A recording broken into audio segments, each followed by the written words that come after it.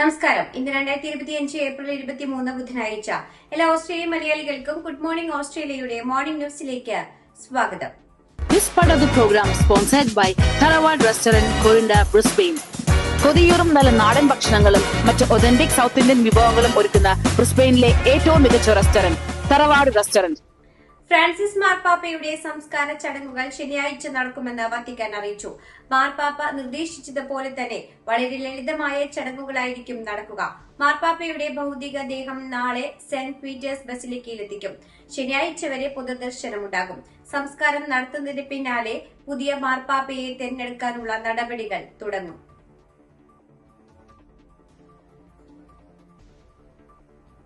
Francis മാർപ്പാപ്പയുടെ ശവസംസ്കാര ചടങ്ങിൽ ഓസ്ട്രേലിയയെ പ്രതിനിധീകരിച്ച് ഗവർണർ ജനറൽ സാം മോസ്റ്റിൻ പങ്കെടുക്കും. മോസ്റ്റിൻ ചടങ്ങുകൾക്കുള്ള രാജ്യത്തിന്റെ ഉചിതമായ പ്രതിനിധിയാകുമെന്ന് പ്രധാനമന്ത്രി ആന്റണി ആൽബനീസ് പറഞ്ഞു. മാർപ്പാപ്പയോടുള്ള ആദരസൂചകമായി പൊതു തെരഞ്ഞെടുപ്പ് പ്രചാരണം പ്രധാനമന്ത്രി ഒരു ദിവസത്തേക്ക് റദ്ദാക്കിയിരുന്നു. പ്രധാനമന്ത്രിക്കൊപ്പം മറ്റു നേതാക്കളും അദ്ദേഹത്തിന്റെ വിയോഗത്തിൽ ആദരാഞ്ജലികൾ രേഖപ്പെടുത്തി.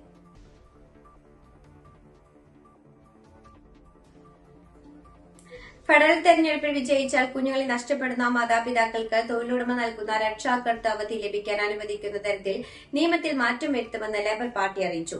വീണ്ടും തെരഞ്ഞെടുക്കപ്പെട്ട ലേബർ സർക്കാർ ഫെയർ വർക്ക് ആക്ട് 2009 മാറ്റം വരുത്തുമെന്ന് employment and work base relations മന്ത്രി മുറേ വാട്ട് പറഞ്ഞു. സമ്മർദ്ദങ്ങൾ അനുഭവിക്കുന്ന സമയത്ത് മാതാപിതാക്കൾക്ക് താങ്ങ് നൽകാൻ പുതിയ മാറ്റം വഴി സാധിക്കുമെന്നും അവർ വ്യക്തമാക്കി. ശമ്പളത്തോടു കൂടിയുള്ള അവധിയും കൃത്യമായ ഇടവേളയും മാതാപിതാക്കൾക്ക് സർക്കാർ ഉറപ്പു നൽകുമെന്ന് മന്ത്രി അറിയിച്ചു.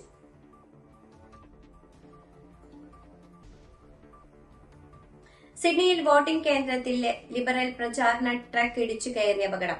പടിഞ്ഞാറൻ സിഡ്നിയിലെ വോട്ടിംഗ് കേന്ദ്രത്തിലേക്കാണ് ലിബറൽ പാർട്ടിയുടെ പ്രചാരണ ട്രക്ക് ഇടിച്ചു കയറിയത്.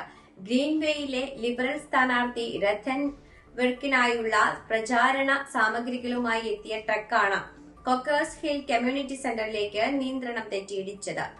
അതേസമയം അപകടത്തിൽ ആർക്കും പരിക്കേറ്റിട്ടില്ല.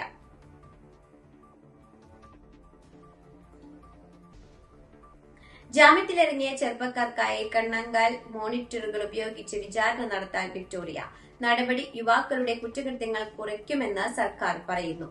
സംസ്ഥാനത്തിന്റെ ഇലക്ട്രോണിക് മോണിറ്ററിംഗ് ട്രയൽ 2 വർഷം നീണ്ടുനിൽക്കും. ജാമ്യവ്യവസ്ഥകളുടെ ഭാഗമായി ചെറുപ്പക്കാർക്ക് ഇലക്ട്രോണിക് നിരീക്ഷണവും മേൽനോട്ടത്തിലുള്ള ജാമ്യവും ഏർപ്പെടുത്താൻ കുട്ടികളുടെ കോടതികൾക്കും സുപ്രീം കോടതിക്കും അധികാരമുണ്ടാകും.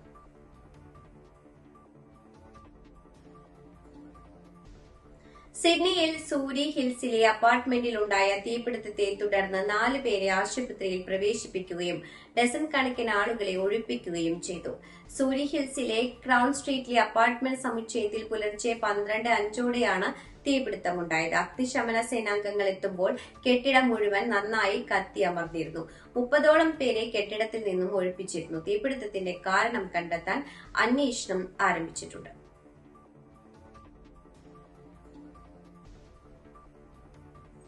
ഗാർഹിക പീഡനത്തെ തുടർന്ന് 39കാരി മരിച്ച സംഭവത്തിൽ യുവാവിനെതിരെ കൊലക്കുറ്റം ചുമത്തി.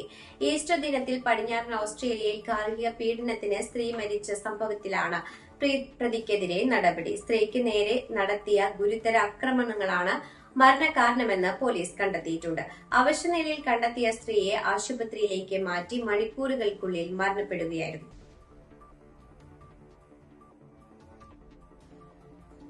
ഗാർഹിക പീഡനം ഉൾപ്പെടെ 7 കുറ്റങ്ങൾ ചുമത്തി 4 വർഷം തടവിൽ ശിക്ഷിക്കപ്പെട്ട മുൻ ടെസ്റ്റ് ഓപ്പണർ മൈക്കൽ സ്ക്ലേറ്റർ ക്വീൻസ്ലാൻഡ് കോടതിയിൽ നിന്ന് മോചിതനായി. 1 വർഷത്തിലേറെയായി കസ്റ്റഡിയിൽ കഴിഞ്ഞ 55കാരനെതിരായ ശിക്ഷ താൽക്കാലികമായി സസ്പെൻഡ് ചെയ്യുകയായിരുന്നു. അടുത്ത 5 വർഷത്തിനുള്ളിൽ മറ്റൊരു ഗുരുതരമായ കുറ്റകൃത്യം ചെയ്താൽ ശിക്ഷ പൂർണ്ണമായി പൂർത്തിയാക്കാൻ അദ്ദേഹത്തെ ജയിലിലേക്ക് തിരിച്ചയക്കും. പിന്തുടരൽ, ആക്രമണം എന്നിവയുൾപ്പെടെയുള്ള ഗാർഹിക പീഡന കുറ്റങ്ങൾ സ്ട്രേറ്റർക്കെതിരെ ചുമത്തിയിട്ടുണ്ട്.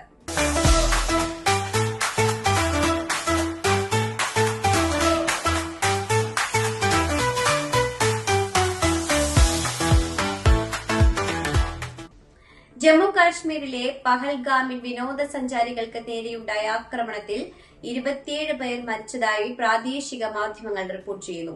നിരവധി പേർക്ക് പരിക്കേറ്റിട്ടുണ്ട്. മരണസംഖ്യ ഇനിയും ഉയരാൻ സാധ്യതയുണ്ടെന്നാണ് വിവരം. പ്രദേശത്ത് മലയാളികൾ കുടുങ്ങിക്കിടക്കുന്നതായും വിവരമുണ്ട്. പ്രദേശത്ത് കൂടുതൽ സൈന്യത്തെ വിന്യസിച്ചു.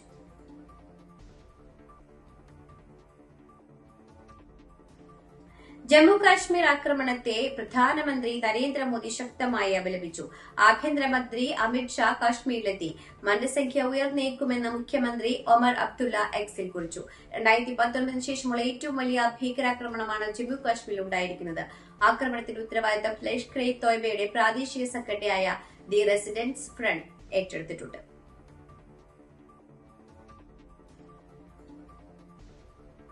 തിരുവാതിൽക്കൽ ഇരട്ട കൊലപാതകത്തിലെ പ്രാഥമിക പോസ്റ്റ്മോർട്ടം റിപ്പോർട്ട് പുറത്ത്. വിജയകുമാറിന്റെയും മീരയുടെയും മരണത്തിന് കാരണം തലക്കേറ്റ ക്ഷതമാണെന്ന് റിപ്പോർട്ടിൽ വ്യക്തമാകുന്നു. മൂർച്ചയേറിയ ആയുധം കൊണ്ട് മുറിവേൽപ്പിച്ചതെന്നാണ് പോസ്റ്റ്മോർട്ടം റിപ്പോർട്ടിൽ പറയുന്നത്.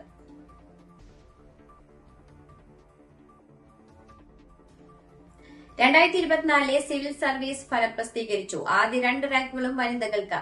ശക്തി ദുബൈക്കാണ് 1ാം റാങ്ക്. ഹർഷിത ഗോയൽ 2ാം റാങ്കും ഗോങ്ഗ്രെ അർജിത് പരാഗ് 3ാം റാങ്കും നേടി. ആദ്യ 50 റാങ്കുകളിൽ 4 മലയാളികൾ ഇടം പിടിച്ചു. ആദ്യ 100 റാങ്കുകളിൽ 5 മലയാളി വനിതകളും ഉൾപ്പെട്ടിട്ടുണ്ട്.